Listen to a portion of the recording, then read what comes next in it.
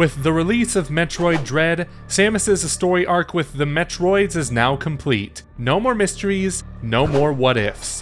While we expect to see some more adventures from Samus in the future, Metroid Dread serves as the conclusion of her long conflict with the Metroid species.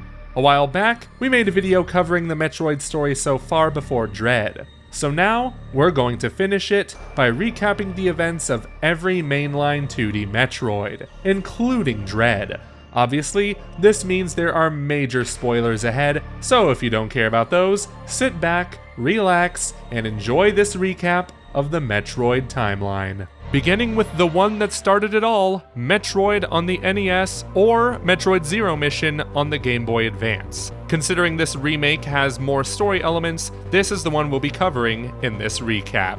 The story of Metroid begins with creatures called, you guessed it, Metroids. These deadly organisms latch on to any unfortunate prey and suck the life out of them. Not a very pleasant way to go. Metroids were created by an alien race called the Chozo to combat a deadly parasite called the X, with the name Metroid meaning Ultimate Warrior in their language.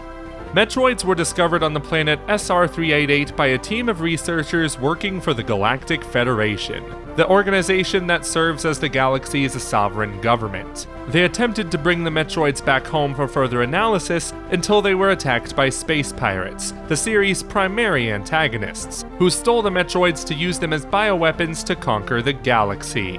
To prevent this takeover, the Galactic Federation enlisted the help of intergalactic bounty hunter Samus Aran to head to the space pirate base on planet Zebes to eliminate all Metroid organisms and defeat the mechanical life form Mother Brain.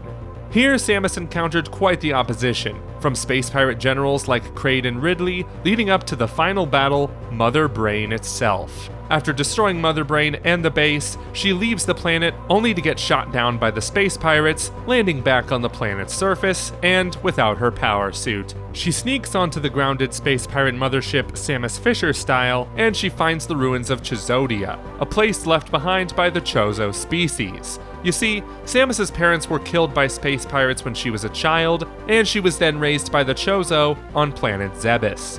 She was even infused with Chozo DNA to make her a more powerful warrior. Here she encounters a ruins test, which she passes and gains a powerful suit as a reward. She then glows up their mothership with all the Metroid research and escapes the planet for good. Now you would think the story continues with Metroid 2, and it once did, but we now have an entire trilogy with a fourth on the way, plus 2 spin-offs before then. The Metroid Prime series doesn't really affect the mainline Metroid games. There's this element called Phazon, a dark version of Samus. It's a pretty cool story, but it's never once mentioned in the 2D series of games, so let's ignore them for now and get back to the story as it pertains to Dread. And it continues with Metroid 2 Return of Samus on the Game Boy, or the remake Metroid Samus Returns on the 3DS, which has some additional story elements that we will be covering in this recap. Despite Samus destroying the space pirate base on Zebes, the Galactic Federation was still concerned about the threat of Metroids, so they sent a team of elite soldiers to investigate planet SR-388. They soon went missing, but sent back enough data to confirm that Metroids were still abundant within the planet's center. Upon finding this out, the Galactic Federation Council unanimously agreed to send Samus to exterminate the Metroids on the planet once and for all. After defeating them and the Metroid Queen that spawned them, Samus found one left. A baby Metroid, who looked upon her with childlike curiosity instead of the hostility she's come to expect from the species. However, when she gets back to her ship, Ridley is there to greet her, which results in an intense battle that almost gets Samus killed until she's saved by the baby Metroid. Imagine getting bested by a baby, how embarrassing. Samus defeats Ridley and leaves SR-388 with the baby Metroid, which she then delivers to the Galactic Research Station on Ceres for the scientists to research. And with that, the last Metroid is in captivity. The galaxy is at peace. These famous words were spoken at the beginning of Super Metroid, the next game in the timeline. Shortly after Samus leaves the research station after dropping off the baby, she gets a distress signal from the station. She quickly flies back to see dead bodies everywhere, and the baby Metroid missing. Luckily, it's in the next room. Unluckily, it's in the clutches of Ridley, who just can't take a hint. How many times do we have to teach you this lesson, old man? Ridley escapes with the baby before the station blows up. Samus also escapes the station and follows Ridley back to planet Zebes. Turns out, the space pirates built another base on the planet. This time, Samus has to fight Ridley and Kraid once again, while also taking on Crocomire, Dragon, and Phantoon. When Samus gets into Mother Brain's corridors, she takes it down once again. Or so she thinks. Mother Brain then morphs into some giant T-Rex looking monster and is on the cusp of defeating Samus with its laser until the baby Metroid swoops in to protect Samus from the blast, ultimately sacrificing itself to save her life. With the Hyper Beam powers absorbed, Samus takes Mother Brain down in a victorious blow.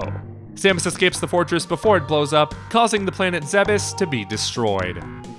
Now we arrive at Metroid Other M, set shortly after the events of Super Metroid. On her search for a new bounty, Samus receives an emergency transmission from a facility called the Bottle Ship. When she arrives on the Bottle Ship, she runs into the Galactic Federation's 7th Platoon, led by her former CO Adam Malkovich, who agrees to have Samus on the mission. Exploring the ship reveals that it was a research station for the Galactic Federation to secretly and illegally experiment with bioweapons. The experiments were being led by Dr. Madeline Bergman, who Samus encounters later in the game.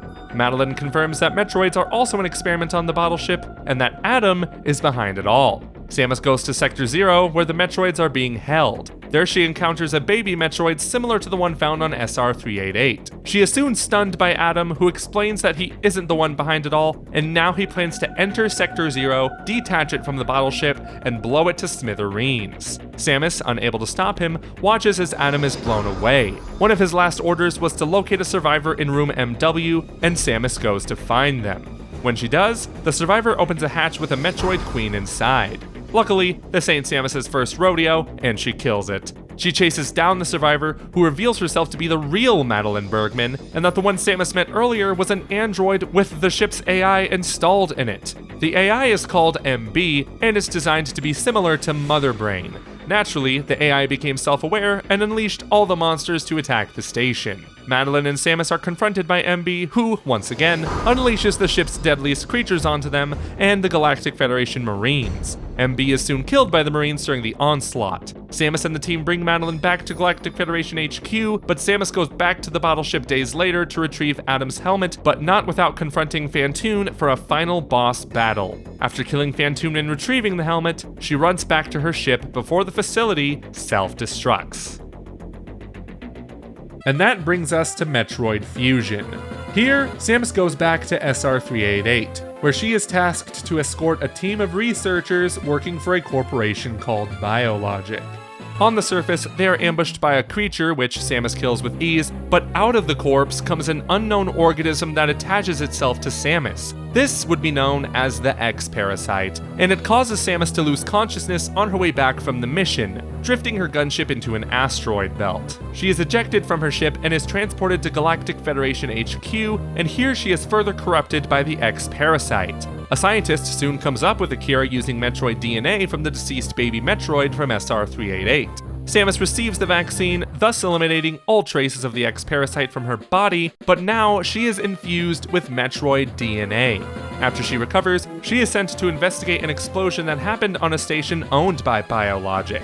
This station received the creatures found on the SR-388 expedition, as well as the infected parts of Samus's suit. So naturally, things go south and the station is bombarded by creatures infected with the X-Parasite. Here to help her on her mission is Adam, her new ship's computer that she named after her former CO who died in Metroid Other M. She discovers later that the X-Parasite has made a clone of her dubbed SA-X, which she has to run away from or avoid until she is fully powered. Samus soon enters the restricted laboratory, which is full of Metroids. The lab is soon jettisoned and self-destructs. Adam explains that the Federation has been working on a Metroid breeding program to use them for peaceful applications. He then suggests Samus leave the rest of this investigation to the Galactic Federation, which she promptly disagrees with. She decides to activate the facility's self-destruct sequence, causing Adam to lock her in a navigation room as ordered by the Federation. Samus yells at Adam, referring to him by name, and he's confused. She explains that she named him after her CO that sacrificed his life to save her. Moved by this, Adam suggests that she alter the station's orbit to include SR-388 in the explosion. Also, it turns out Adam's personality was uploaded to this computer before he died, so he starts acting as the human Adam would've in that situation. She goes to the operations room to activate the sequence, only to be ambushed by the SAX, who then turns into a hideous freak of nature halfway through the battle. When she kills it, the X-Parasite core flies away, and then Samus heads to the docking bay to board her ship for escape, until she is cornered by an Omega Metroid that almost kills her. Luckily, she is saved by none other than the SAX Parasite, who absorbs itself into Samus, giving her the Ice Beam to defeat the Omega Metroid. As she flies away, she sees the station crash into planet SR388, destroying the planet, the Metroids, and the X-Parasite for good. But were they actually wiped out? This question is answered by the final game in the timeline, Metroid Dread. It begins with the Galactic Federation receiving a video transmission from a mysterious source, showing an X-Parasite alive on planet ZDR. In response to this, the Federation dispatched a team of 7 ME research robots to investigate ZDR, but communication with them was lost shortly after their arrival. Samus, being the only one immune to the X-Parasite, goes to the planet herself to see what happened to the ME and find out if the X are still alive. Upon landing, she takes an elevator to the planet's center, where she encounters a Chozo warrior who attacks her without hesitation. She loses the battle, gets knocked out, and wakes up with her gear lost. She gets in contact with Adam, who tells her to make head back to her ship on the surface. During her journey, she finds the lost ME robots who have now gone rogue and are trying to kill her. One ME gets close to doing so until it's deactivated by a Chozo scientist named Quiet Robe. There he explains to her that the Chozo she fought earlier was named Ravenbeak, the leader of the Mockin warrior tribe who helped his tribe, the Thoha, contain the Metroids on SR388. The Thoha's intention was to destroy SR388 to wipe out all the dangerous Metroids, but Ravenbeak wanted to use them as a bioweapon to rule the galaxy. Given that the Thoha tribe could control the Metroids, Quiet Robe was the only one spared and taken back to the Mockin homeworld ZDR against his will to help carry out their preparations of gathering Metroids. However, those plans were put on hold when an X-Parasite from SR388 came to ZDR disguised as a soldier, resulting in all the other soldiers getting infected by the X. Ravenbeak found a way to contain the X and attempted to resume his plan until he discovered all the Metroids were eliminated on planet SR388 by Samus herself. Now he plans to use the ME to extract the Metroid DNA from Samus's body. She promises to end Ravenbeak's threat once and for all, so Quiet Robe helps by opening a gate forward and deactivating the remaining ME on ZDR. And then he is immediately assassinated by one of Ravenbeak's robots. Later, Samus discovers the contained X-Parasites on Elune and inadvertently releases them back onto the planet, causing every living thing to become infected, including Quiet Robe, whose X-Parasite counterpart reactivates the remaining ME. After destroying the rest of the ME, Samus finds herself on Itarash, Ravenbeak's home base in the sky. There she contacts Adam, who reveals that the Metroid DNA in her system has caused her to become a Metroid. And it turns out, Ravenbeak was disguised as Adam the entire time. It also turns out that Ravenbeak was one of the few Chozo donors giving his DNA to Samus when she was younger.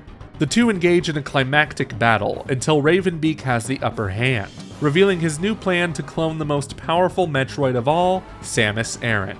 This awakens her full Metroid powers, allowing her to absorb Ravenbeak's energy, causing the two to fall to the planet's surface. There, Ravenbeak is infected by an X-Parasite and morphs into a hideous abomination, which Samus easily kills with her new Metroid energy. She makes it back to her ship but is unable to operate it because she would drain its energy. Suddenly, Quiet Robe's X-Parasite variant appears on the ship and allows itself to be absorbed by Samus to neutralize her Metroid abilities, allowing her to leave the planet before it explodes.